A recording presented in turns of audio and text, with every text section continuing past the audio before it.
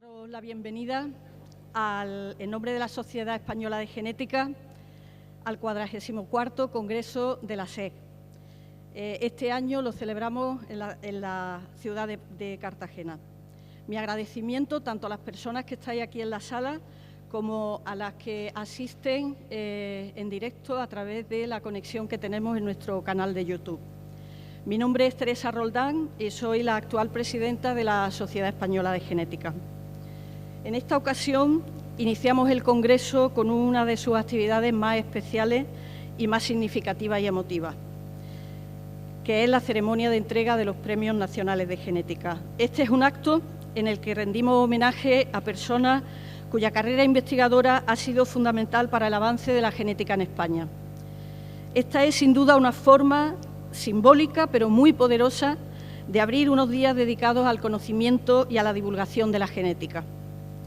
Nos acompaña hoy, aunque de forma virtual, la directora de programa de la Fundación Priconsa, doña Isabel Durán, a quien agradecemos el enorme esfuerzo realizado por estar aquí presente en este acto hoy y muy especialmente por su apoyo continuado y su compromiso con la ciencia y en particular con la genética. Es un honor contar con su presencia en esta ceremonia.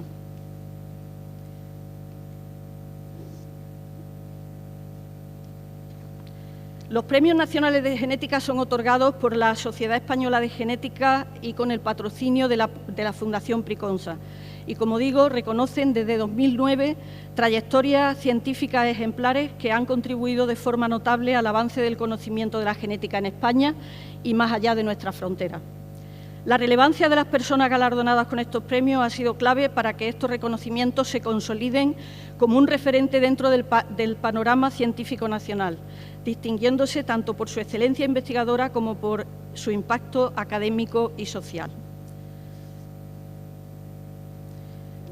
Tal y como se recogen en las bases de la convocatoria, los Premios Nacionales de Genética tienen por objetivo proporcionar reconocimiento formal a las personas investigadoras más destacadas del ámbito de la genética y sus aplicaciones en cualquier área de interés social. Asimismo, buscan promover la difusión de los conocimientos derivados de la investigación en genética y destacar su importancia para el avance de la sociedad.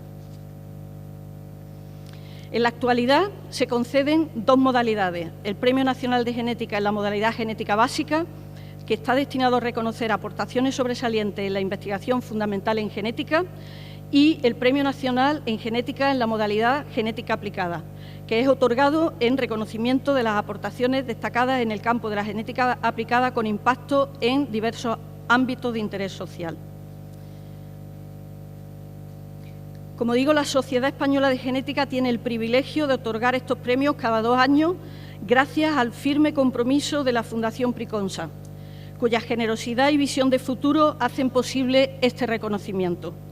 A través de su apoyo a la investigación, la Fundación Priconsa reafirma su vocación por impulsar el conocimiento como motor de desarrollo social y humano. A continuación, tiene la palabra doña Isabel Durán, directora de programa de la Fundación Priconsa.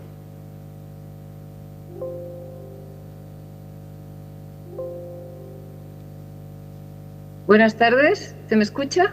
Sí, se te oye bien, Isabel. Buenas tardes, Teresa, muchas gracias por tus palabras generosas y cariñosas, como siempre. Buenas tardes a todos los que estáis escuchando en la sala o a través del canal de YouTube. La verdad es que el compromiso de la Fundación Priconsa para la mayoría de los programas que nosotros tenemos y sobre todo para aquellos en los que la continuidad es un éxito, es algo que da una clave de futuro, como bien decía Teresa, es, como digo, la continuidad. Y para nosotros y ha sido desde el principio, desde 2009, un verdadero orgullo poder estar a vuestro lado, ¿no?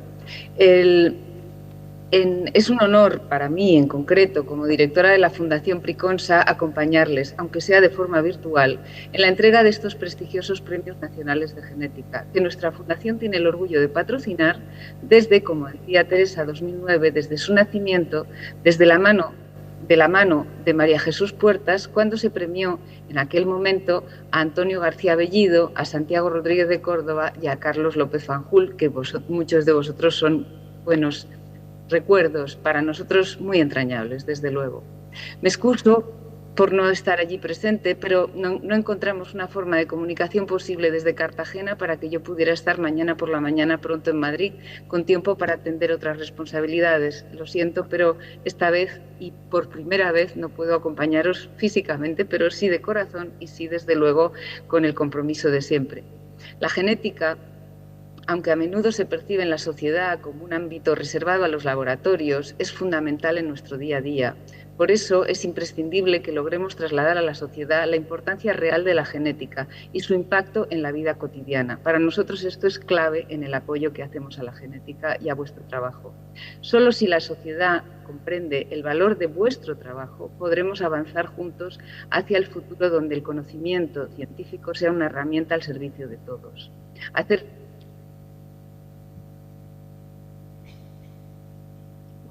La ciudadanía es clave para que se reconozca su papel esencial en la salud, en la alimentación, en el medio ambiente, en el bienestar social, es decir, su esencialidad en el día a día que todos vivimos. En la Fundación Priconsa creemos firmemente en este poder transformador de la ciencia. Apoyar la investigación en genética es apostar por el conocimiento que nos permite entender mejor nuestra propia naturaleza, respetar la diversidad y construir un futuro más justo y sostenible. Por eso, en nombre de la Fundación Priconsa, de su patronato y de su presidente José Luis Colomer, les deseo a todos unas jornadas inspiradoras, llenas de nuevos descubrimientos y, desde luego, que esta aventura que ya llevamos en común muchos años siga y continúe todo lo que nos permita el tiempo, digamos, sin más, seguir. Muchas gracias.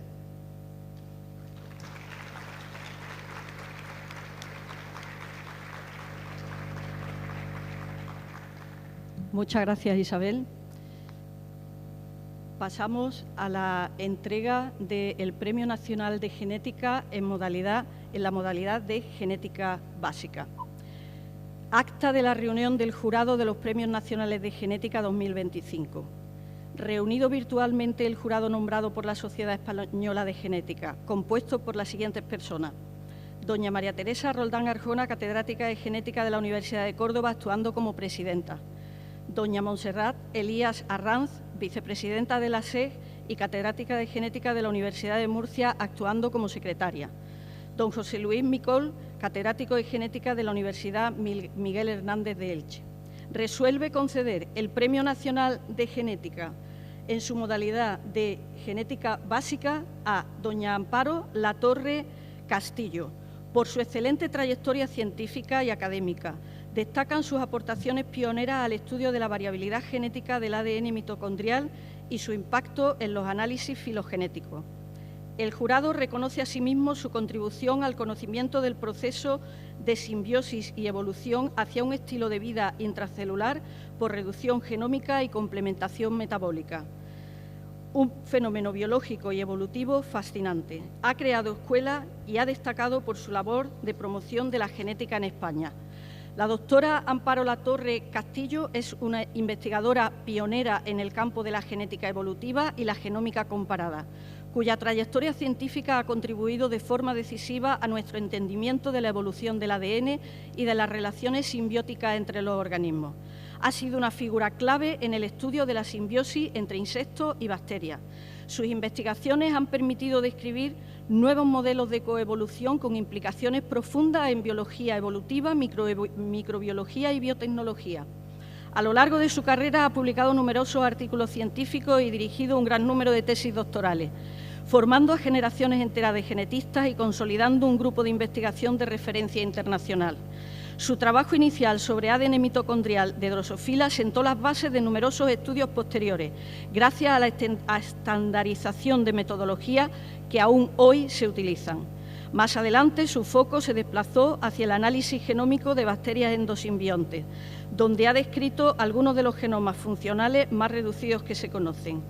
Además de su excelencia científica, la doctora Latorre ha ejercido una intensa labor institucional, destacando su dirección del Instituto Cabanillas de Biodiversidad y Biología Evolutiva. Su carrera no solo ha sido esencial para el avance de la genética en España, sino que ha sido también un ejemplo de liderazgo académico, rigor investigador y compromiso con la ciencia. Recoge el premio doña Amparo Latorre Castillo.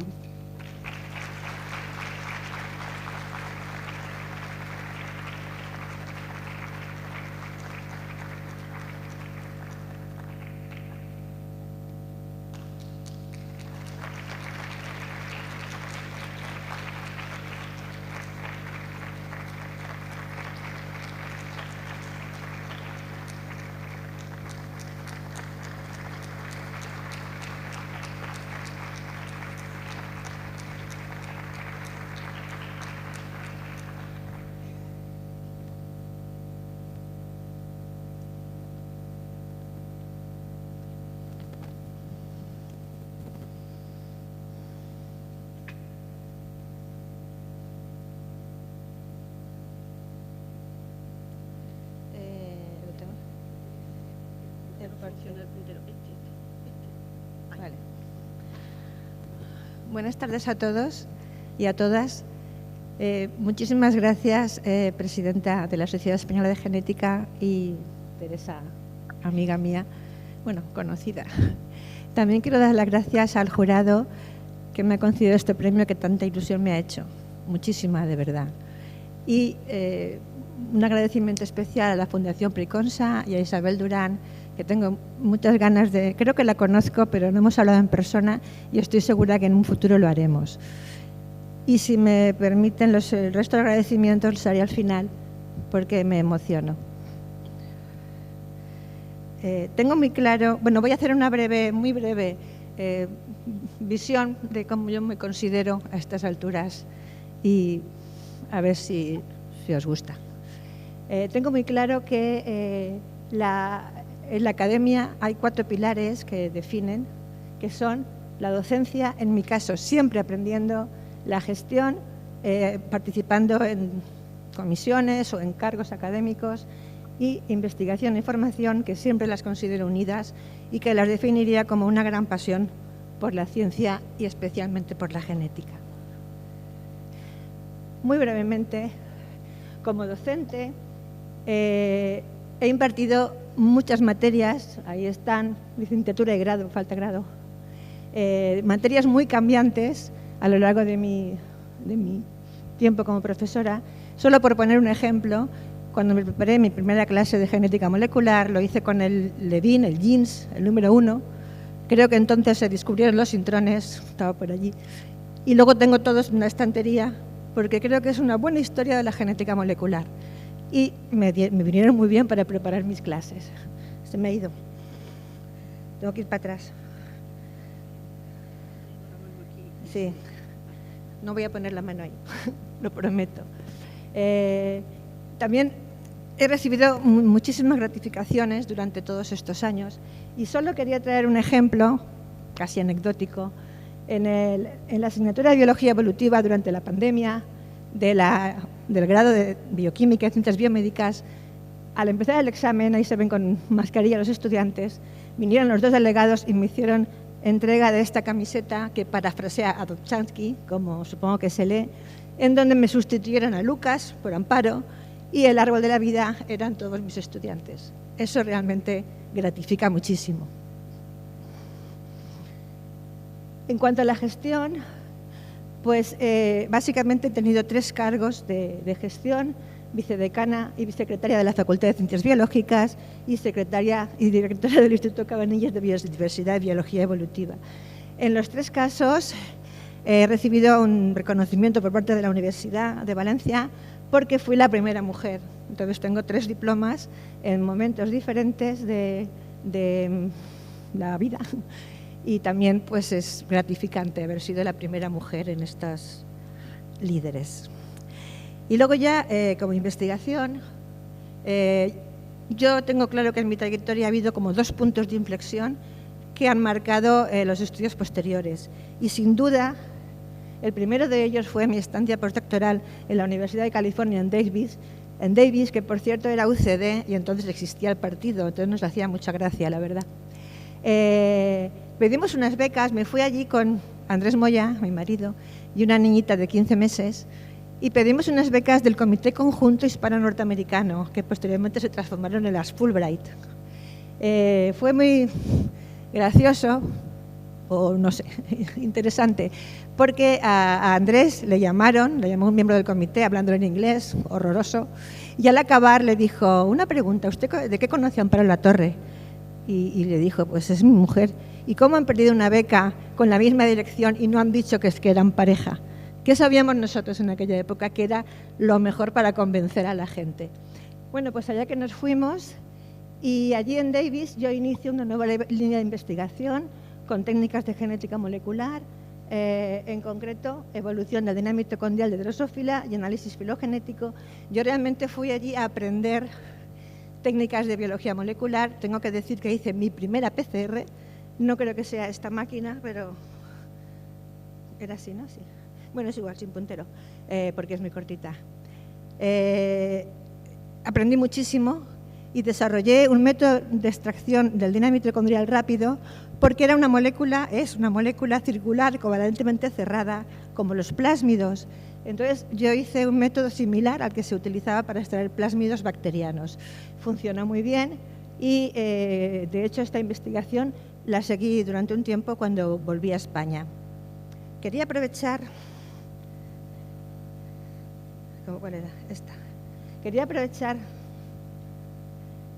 este foro, ya que tengo la oportunidad, para rendir un homenaje a Francisco Ayala. Ahí estamos, por ahí está Lola Ochando, que muchos la conoceréis. Ahí estamos cantando clavelitos a toda voz, porque para mí ha sido un referente y le debo mucho. A la vuelta a España... Bueno, no quiere pasar, espera. No quiere pasar. ¿No? Que conste que este lo he utilizado muchas veces, pero claro, nunca tan nerviosa como hoy habiendo recibido un premio. A la vuelta a España, Andrés... no conozco bien.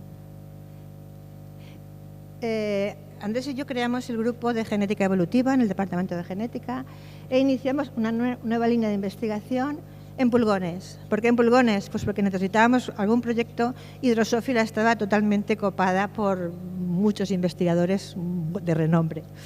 Nuestra excusa era que era un insecto plaga, pero claro, era investigar lo que queríamos.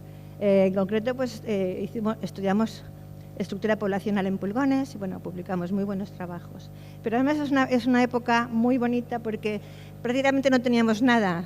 En genética había una PCR, creo que en micro un gel de electroforesis y bueno, yo me pasaba el día viajando de bioquímica, microgenética para hacer las extracciones y para obtener resultados. Pero es un momento en que empiezo a cooperar con compañeros de bioquímica, microbiología, biología celular, zoología, botánica, también de Departamento de Genética de la Universidad de Barcelona o de la Universidad de les Illes Balears e incluso con el grupo de la Complutense. En todos los casos fue aplicando la metodología desarrollada en Davis y en la mayoría de los casos para hacer estudios filogenéticos. Aquí también tengo una anécdota interesante porque vino un entomólogo un día y me dice: Amparo, esta filogenia está mal.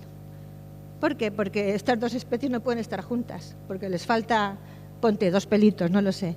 Y entonces, pues será un problema para los entomólogos taxónomos si no coincidían sus filogenias con las moleculares.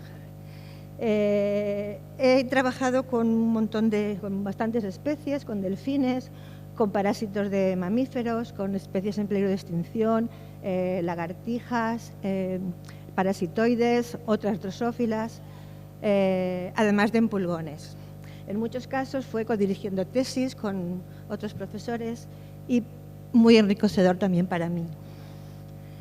Pero mi investigación con pulgones pega un giro muy importante, que es el segundo punto de inflexión que voy a comentar y que yo tengo claro que es un caso de serendipia, que tuvimos la suerte de sufrir. ¿Por qué? Pues porque trabajando en genómica, bueno, pues así se llama la línea, pero trabajando con el mitocondrial de pulgones encontramos unas bandas extra que no podían ser mitocondrial, porque el mitocondrial es muy pequeñito en insectos y también en animales en general, o si era mitocondrial, era un mitocondrial muy interesante porque era muy grande. Entonces, como pudimos, porque era una época complicada, secuenciamos un cachito de esas bandas y resultó ser un trozo de un gen leucina que codificaba para la leucina A. Claro, la curiosidad nos pudo y yo creo que un poco a pedales secuenciamos todas las bandas y resultó ser un plásmido, es circular, lo que pasa es que yo lo he puesto en lineal para que se vea mejor, un plásmido que contiene todo el operón leucina. Ahí veis el origen de replicación, el ORI, se ve que es un plásmido. O sea que habíamos encontrado en pulgones un plásmido que sintetizaba la leucina. Evidentemente, ni los pulgones ni nosotros tenemos plásmidos. Entonces, solo las bacterias tienen plásmidos. Y así fue como nos encontramos con Buchnera fidicola, el endosimbionte primario de los pulgones. Es una bacteria, una gran negativa, que se encuentra en las células eucarióticas, ahí, en estas células, así. Esto es el núcleo de la célula eucariótica, se llama bacteriocito, y los bacteriocitos se agrupan en un órgano llamado bacterioma. Esto está lleno de Buchneras por debajo del intestino del pulgón, en este esquema. Bien, pues así fue como nos encontramos con la bacteria y empezamos una línea de investigación en genómica de endosimbiontes de insectos. Nosotros éramos genéticos evolutivos, entonces lo que hicimos fue, nos interesó tanto el tema que hicimos estudios de la familia, la taxonomía de pulgones. Hablamos con los taxónomos, que por cierto, otra anécdota, cada 2 o 3 años me cambiaban la taxonomía, lo que era familia me lo convertían en su familia, era difícil establecer relaciones con los taxónomos, pero bueno. Entonces, secuenciamos el 16S de diferentes pulgones de diferentes familias y un gen de la bacteria. Y encontramos una cocladogénesis perfecta, o sea, coevolución de los pulgones con sus simbiontes. Y lo que encontramos fue que las bacterias eran cada vez más pequeñas y era por pérdida de genes porque el cromosoma era totalmente sinténico. Entonces, la diferencia en tamaño entre las diferentes Buchnera solo se podía explicar por pérdida de genes. Entre todas las bacterias encontramos que la más pequeñita pertenecía al pulgón del cedro, Cynara cedri, que tenía solo 402 kilobases. Ya teníamos experiencia porque habíamos secuenciado otra Buchnera de otra especie, una especie de agallas de árboles, que por cierto fue el primer genoma secuenciado íntegramente en España por nuestro grupo. Nos costó mucho, pero lo conseguimos. Entonces, como ya sabíamos secuenciar y esta era chiquitita, pues nos metimos también a secuenciar este genoma tan pequeño. Y lo que fue muy interesante es que con solo 362 genes codificantes de proteínas, el genoma representa un conjunto mínimo de genes capaz de soportar vida celular. Es decir, habíamos encontrado una célula mínima en un ambiente particular que era el interior de un pulgón. Pero había un problema, y es que solo tenían 2 genes para sintetizar triptófano. De hecho, esos 2 genes, que son los 2 primeros de la ruta del triptófano, que codifica para la antranilato sintasa, se encontraban también en un plásmido triptófano. Y luego también vimos que no podía sintetizar riboflavina. Era un poco extraño, pero luego volveré al impacto que tuvo la secuenciación de este genoma, porque durante unos días, quizá una semana, tuvimos el Guinness de ser el genoma más pequeño bacteriano conocido. Luego empezaron a aparecer aún más chiquitines, pero bueno, tenemos ese Guinness. Luego comentaré un poco, pero ya que he comentado aquí, el problema que encontramos en que esta bacteria es maravillosa, pero no puede hacer triptófano. Entonces, ¿quién lo hace? Afortunadamente, en este momento ya sabíamos que Buchnera en el pulgón del cedro no se encontraba sola, sino que estaba compartiendo el bacterioma, allá arriba se ve, con otra bacteria. Buchnera es la más oscura, la otra bacteria es más blanquita, es también una gama proteobacteria que se llama Serratia simbiótica. Y abajo la podemos ver con marcaje con FIS, cómo están realmente entremezcladas las 2 bacterias. Entonces, teníamos que secuenciar Serratia a ver si hacía el triptófano o no. Fue más complicada la secuenciación porque este genoma ya era un poco más grande, ya tenía elementos transponibles, secuencias repetidas, y aunque ahora a los jóvenes os parezca muy fácil, hubo un momento que las repeticiones nos volvían locos, ¿no, Julio? Eso lo sabes. Pero bueno, al final acabamos la secuenciación de Serratia y comprobamos que Serratia tiene el resto de genes del operontriptófano en el cromosoma, aquí lo tenemos, y donde debían estar los dos genes que TRP-EG, hay un hueco, pero ya ni siquiera es un pseudogen, o sea, es restos de lo que allí en su momento fueron genes que codificaban para la antoninato sintasa y ahora ya no existen. Entonces, ya teníamos todo para postular un modelo, como ha comentado antes Teresa, y el modelo era un modelo de complementación metabólica a nivel de ruta de biosíntesis del aminoácido triptófano. ¿Por qué? Pues si esto se supone que es el citoplasma de Cedri, donde se encuentran, el bacteriocito, donde se encuentran las dos bacterias, Buchnera y Serratia, no está a la escala, pues Buchnera tiene todos los precursores y los dos primeros genes de la ruta del triptófano, por lo tanto puede hacer antranilato. Este antranilato, aún no sabemos bien cómo, tiene que atravesar varias membranas porque es una bacteria gram negativa, ¿vale? Pero entra en Serratia y entonces ya es procesada por los 4 genes del resto de la ruta para dar triptófano. Y este triptófano tiene que ser distribuido para todo el sistema, o sea, para la propia Serratia, para Buchnera y también para el pulgón, el eucariota. Luego también descubrimos que sí, que también Serratia sintetiza la riboflavina, por lo tanto, habíamos entendido que esto era un auténtico consorcio bacteriano que compartían el trabajo. Por lo tanto, las dos bacterias tienen que coexistir, ninguna puede vivir sin la otra, es un proceso evolutivo muy bonito. Ya con el tiempo hemos secuenciado más genomas, se han secuenciado genomas de Serratia bastante, sobre todo de vida libre, y nosotros hemos propuesto un modelo de reducción genómica desde una bacteria de vida libre que hemos elegido, la de Serratia, una Serratia marcescens, porque es patógena de Drosophila, nos pareció que siendo un insecto pues era más bonito que fuera la Serratia de humanos. Una bacteria, esto no la secuenciamos nosotros, que todavía se puede cultivar. No he contado antes que Serratia, que Buchnera no se puede cultivar en el laboratorio, que por cierto, cuando yo en alguna charla decía no se puede cultivar, los microbiólogos ponían unos ojos de plato, como diciendo, ¿y entonces qué hacéis si no podéis cultivarla como la estudiáis? Ahora ya se sabe que se puede hacer la genómica, claro. Esta se puede todavía cultivar y luego hay 4 de diferentes simbiontes de diferentes pulgones cada vez más pequeños. Fijaros que va desde 5,11 megabases hasta 0,56 megabases, a 560 kilobases si lo veo bien. Lo tengo aquí, 65.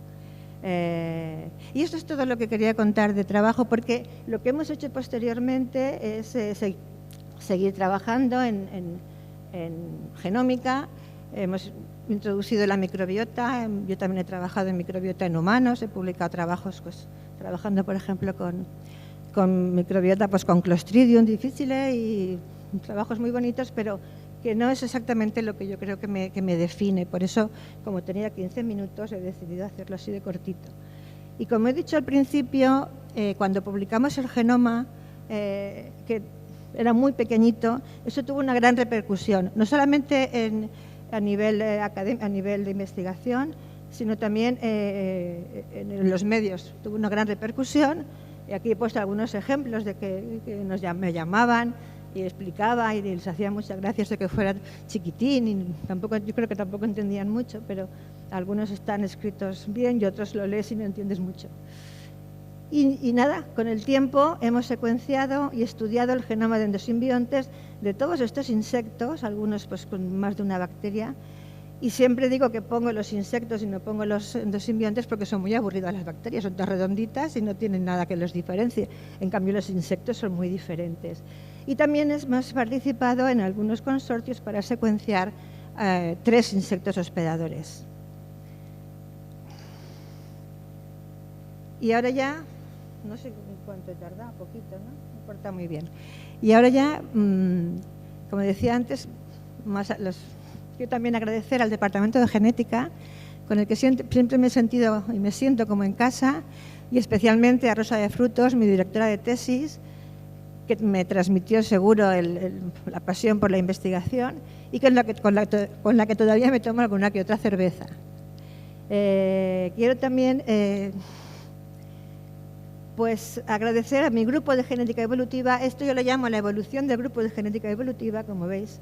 Pues no los he puesto en orden para que no se vea la diferencia entre los jovencitos que éramos, ahí estoy yo, y cómo hemos ido cambiando. Pero bueno, a lo largo de los años ha ido cambiando. El único año que éramos menos, pero no porque fuéramos menos, sino porque a los mayores nos obligaban a quedarnos en casa, fue durante la pandemia, pero estábamos ahí presentes.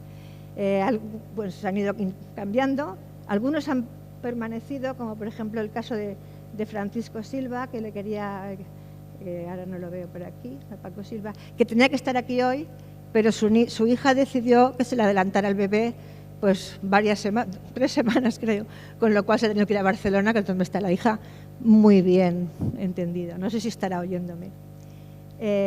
Y bueno, pues quiero también agradecer a Andrés, Andrés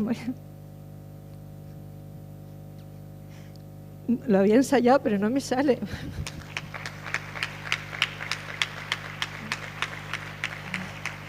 Bueno, muchas gracias, Andrés.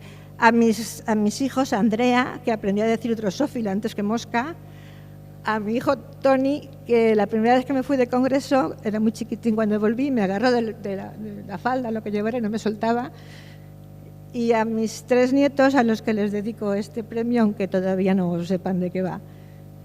Muchas gracias.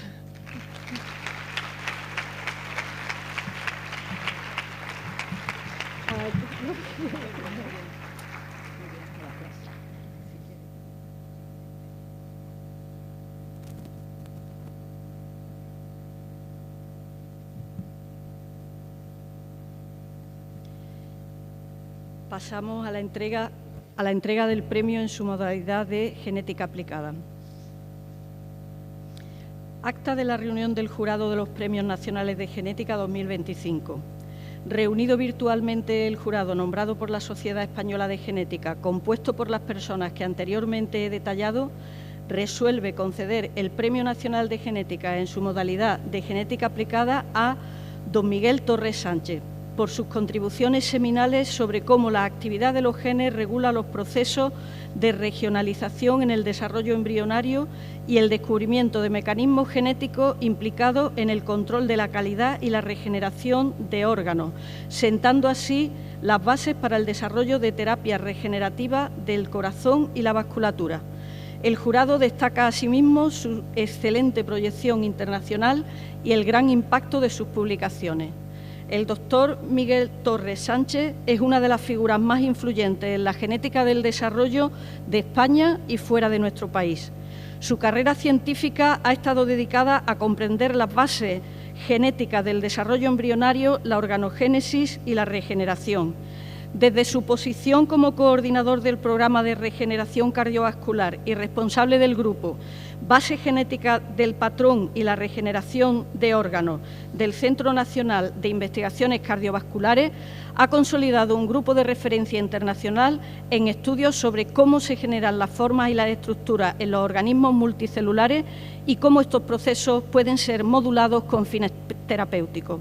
Sus hallazgos han contribuido a redefinir conceptos clásicos de la genética del desarrollo y han sentado las bases de futuras terapias regenerativas dirigidas al corazón y al sistema vascular. Sus trabajos han sido publicados en revistas científicas del máximo prestigio como Nature, Science, Cell, entre otras, y han tenido un impacto muy significativo tanto en el ámbito académico como en el biomédico más translacional. Ha liderado numerosos proyectos de investigación altamente competitivos, incluyendo una ERC Advanced Grant y consorcios financiados por el Human Frontier Science Program. Es miembro de EMBO y de la Academia de Ciencias de América Latina y ha formado parte de comités evaluadores del Consejo Europeo de Investigación y de otras agencias internacionales.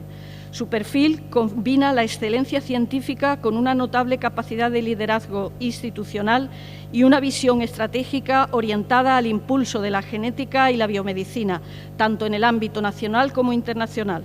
Recoge el premio Miguel Torres Sánchez.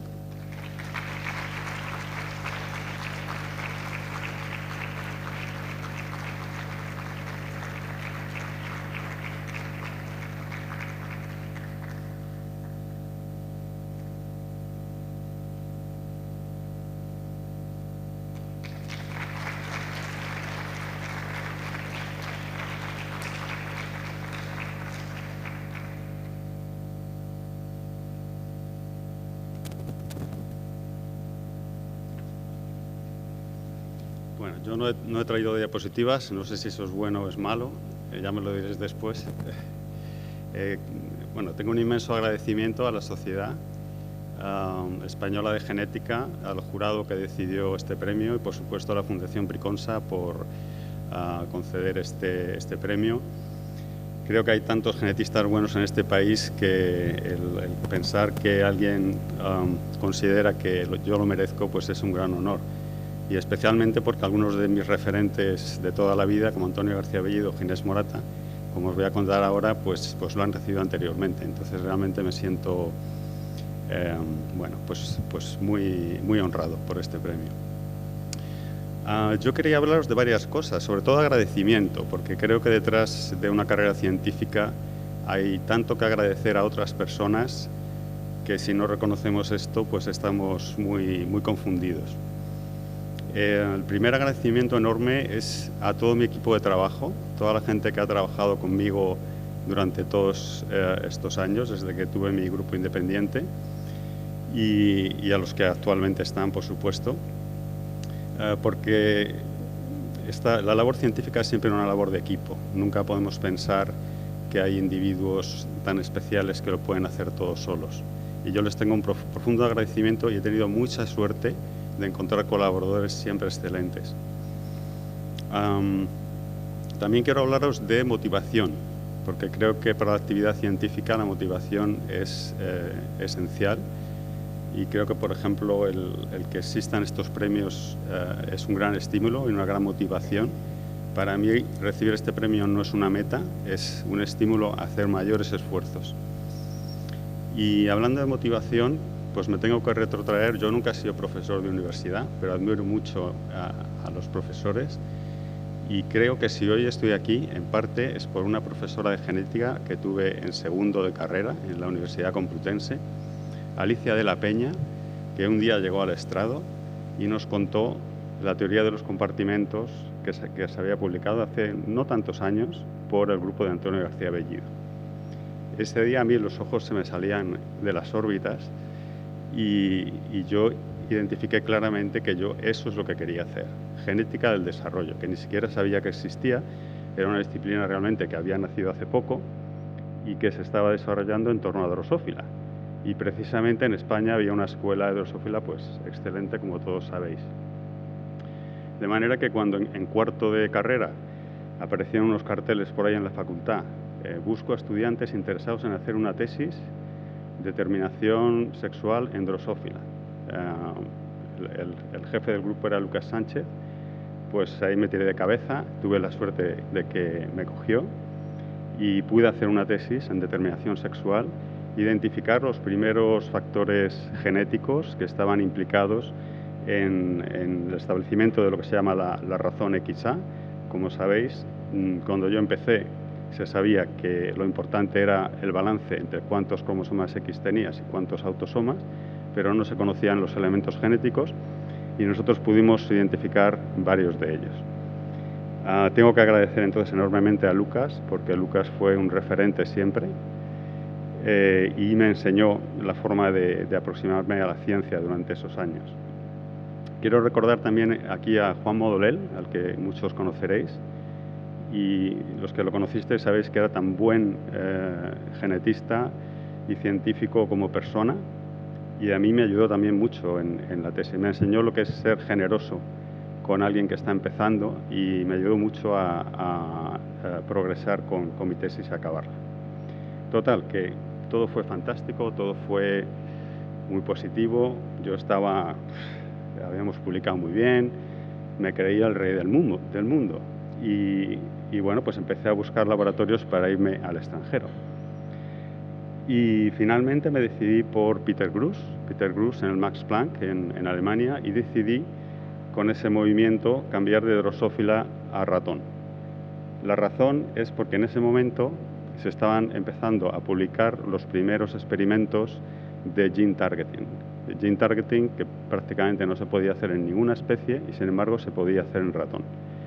Aquello me fascinó y uno de los laboratorios pioneros era el de Peter Gruss. Peter Gruss había venido a nuestro instituto, dio un seminario, yo me entrevisté con él, le conté mi rollo y le pareció muy bien, me dijo, vente para Alemania. Y luego ya, pues por carta, como era en aquellos tiempos, pues aplicamos a becas, conseguí una beca EMBO, entonces yo iba henchido como un pavo real. Y llego allí, nadie sabía que yo venía al laboratorio. Peter Gruss no estaba de sabático. Y yo pues me quedo ahí en tierra de nadie durante 2 semanas y al final aparece Peter Gruss. Un día que llego por la mañana me lo cruzo por el pasillo y digo, hombre, por fin, voy a saludarle y me dice, ¿tú quién eres? Entonces, con esto yo aprendí una lección que creo que es muy importante también en ciencia, que es la lección de la humildad. Uno no se puede creer nunca que ha llegado a una meta o que ha llegado a la excelencia. Si nos creemos eso, entonces es cuando dejamos de hacer buena ciencia. Y bueno, pues eso me bajó a la tierra. Era un laboratorio de al menos 30 postdocs internacionales, todos del máximo nivel, con lo cual allí no había nadie que pudiera levantar la cabeza, ¿no? Pero bueno, tuve la suerte de completar un postdoctoral en donde aprendí la genética del ratón y cómo manipularla, y esto me permitió incorporarme después al Centro Nacional de Biotecnología, donde tengo que agradecer también a Carlos Martínez Alonso, que en ese momento iniciaba un departamento de Inmunología y Oncología, que quizá en ese momento era de los más punteros en España, y esto me permitió hacer una investigación que era costosa y requería mucho trabajo. Tuve la suerte de incorporar las primeras personas a mi grupo y que me salieran buenísimas, mejores que yo, y esto pues nos permitió en los primeros años de establecimiento del grupo pues hacer descubrimientos importantes. Y otra cosa muy importante, en ese campus, en el CBM, trabajaba Ginés Morata, y yo en cuanto tuve oportunidad empecé a hablar con él de proyectos y finalmente acabamos colaborando. Y a través de esa colaboración descubrimos principios nuevos sobre cómo se forma el patrón de las extremidades en vertebrados. El campo estaba dominado por modelos teóricos, basados en algunos experimentos, pero muy teóricos, sobre cómo se establecía el patrón próximo distal de la extremidad. Y nadie se atrevía a cuestionar esos paradigmas, ¿no? Nosotros simplemente hicimos experimentos y interpretamos los experimentos y ese modelo cayó porque no era así como ocurría. Y el modelo que nosotros formulamos, que llamamos de 2 señales, pues todavía está vigente hoy en día. Y además explicaba cosas que el modelo anterior no podía explicar sobre la regeneración, que nosotros testamos en ajolotes y pudimos demostrar efectivamente que el modelo también funcionaba en ajolotes. Por lo tanto, mi agradecimiento también a Ginés Morata, que realmente para mí ha sido un referente toda mi carrera y lo considero un mentor y un amigo. De allí tuve otra gran oportunidad de nuevo, fue incorporarme al Centro Nacional de Investigaciones Cardiovasculares, y tengo que agradecer a Valentín Fuster la oportunidad que me dio. En ese momento el centro estaba empezando y me dio la responsabilidad de un departamento, pero a los pocos años me invitó a codirigir con él el centro y por lo tanto pude participar en la construcción del centro desde abajo, tanto unidades técnicas como reclutamiento de científicos, y eso me dio una visión, por supuesto, mucho más global y mucho más amplia de lo que es la actividad científica. Y aquí vino pues otro de yo diría de las mayores aportaciones de nuestro grupo, que es el estudio de la competición celular en vertebrados, en concreto en mamíferos. La competición celular había sido descrita de nuevo por Ginés Morata y Pedro Ripoll en el año 75 en Drosophila, pero hasta el momento en que nosotros lo estudiamos nadie había demostrado que existía en mamíferos. Pero además todos los modelos de competición celular eran inducidos, es decir, son mosaicos genéticos que uno induce en el laboratorio. Por lo tanto, la relevancia fisiológica de la competición celular pues no estaba clara. Por eso el campo llevaba muchos años allí, pero no evolucionaba. Creo que la mayor aportación nuestra fue demostrar que en el embrión temprano de ratón existe un fenómeno fisiológico de competición celular.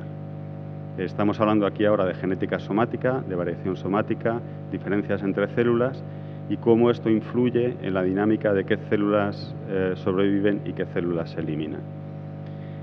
Esto hoy en día se ha visto que es esencial para el control de calidad en los embriones tempranos, pero también en el mantenimiento de tejidos, en regeneración, en cáncer. Hay trabajos preciosos de mi colaborador Yasu Fujita en la Universidad de Kioto, donde demuestra que la competición celular elimina células aisladas que adquieren mutaciones oncogénicas. Y que además eso depende de la dieta. Si le cambias la dieta al ratón, le das una dieta alta en grasa, esas células ya no se eliminan, ahora se retienen y pueden provocar un tumor. Es decir, que a partir de un descubrimiento muy básico se ha ido ramificando el campo y ahora sabemos que hay procesos fisiológicos muy importantes donde la competición celular, que como digo, descubrió por primera vez Ginés Morata junto con Pedro Ripoll, es importante.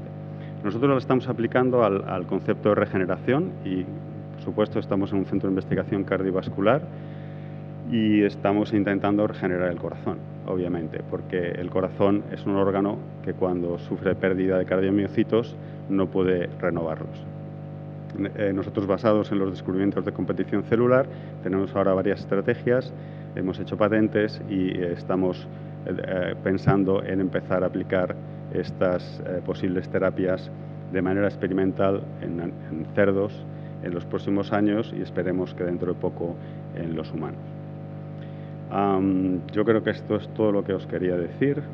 Creo que no me queda nadie en los agradecimientos, excepto, por supuesto, a nivel personal, mi familia, mis padres, que siempre confiaron en mi vocación y me animaron a desarrollarla, a pesar de que mis hermanos sean todos ingenieros, abogados, economistas, etc. A mis hijos y a mi familia, que han tenido que soportar la obsesividad que tenemos a veces los científicos. Creo que no os descubro nada cuando llegamos a casa. Y a mi pareja Azucena, que está sentada aquí y me acompaña hoy. Muchas gracias.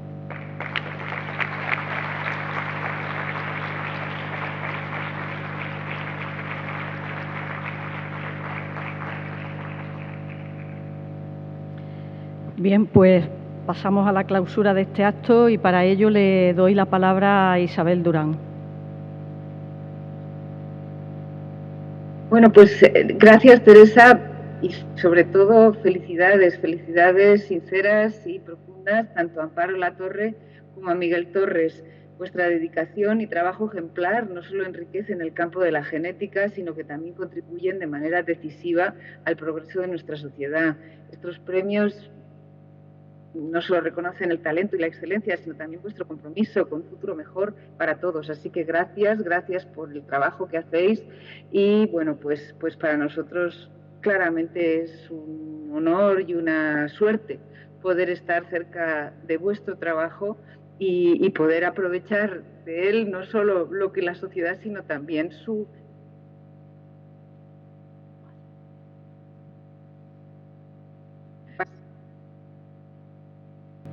Muchas gracias, Isabel. Y bueno, ya lo único que queda para finalizar es reiterar nuestra enhorabuena a los premiados, Amparo, Miguel, enhorabuena, nuestro más sincero agradecimiento a todas las personas e instituciones que hacen posible este reconocimiento, muy especialmente a la comunidad de genetistas que cada día ensancha los límites de lo imposible y a la Fundación Pricomsa por su decidido apoyo a estos premios durante todos estos años. Muchísimas gracias a todos y a todas.